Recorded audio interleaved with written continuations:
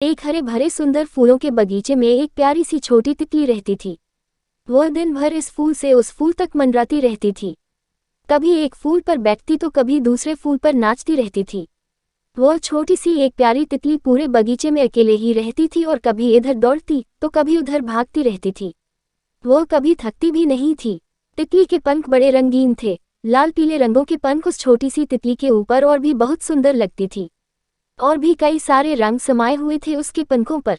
वह जब भी फूलों पर बैठती तब उसके पंखों के रंग फूलों के रंग के साथ समा जाते थे। उसके सिर पर 2 एंटीना लगे हुए थे जो तितली का स्पर्श सूत्र था और वह हमेशा उनके सहारे चीजें महसूस कर सकता था।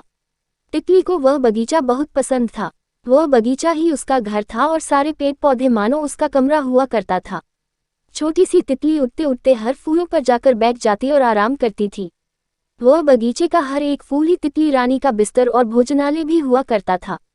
वह हर एक फूलों से रस चूसकर अपनी भूख और प्यास मिटाती थी।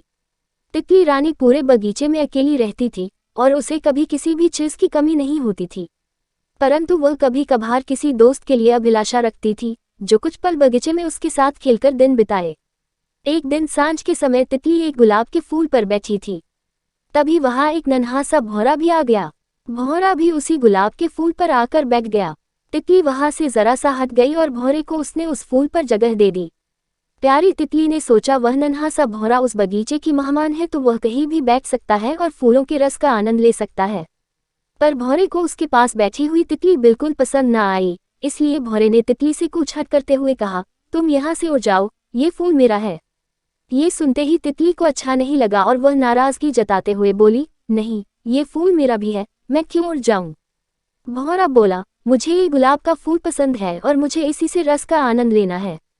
तुम कोई दूसरे फूल में जाकर अभी आराम करो। तितली ने कहा, यह मेरा बगीचा है, मैं किसी भी फूल पर बैठ सकती हूँ और तुम तो बस एक मेहमान हो। नन्हा सा भौरा बड़ा नादान था और वह कुछ नहीं बोला। वह जल्दी जल्दी फूल से रस चूसने लगा और अंधेरा होने से पहले वह बगीचे से अपने घोंसले पर लौट जाना चाहता था। परंतु अचानक उसकी सुई जैसी सूंड फूल के पराग में फंस गई। कुछ देर तक भौरे ने अपने सूंड को खींचने की कोशिश किया पर वह उधर बुरी तरह से अटक गया था। उसे अब दर्द होने लगा। भौरा क्या करता? वह छटपटाने लगा। तितली ने उसे देखा और भौरे की छटपटाहट देखकर तितली को उस पर दया आई। तितली ने फूल के वह स्थान पर खोद डाला जहां भौरे की सूंड फंसी हुई थी। फिर बोली, धीरे से खींचो, सूंड निकल आएगी। भौरे ने ऐसा ही किया जैसा तितली ने उसे कहा और फिर भौरे की सूंड फूल के पराग से निकल आई। उसका दर्द भी खत्म हो गया। उसने तितली को धन्यवाद दिया।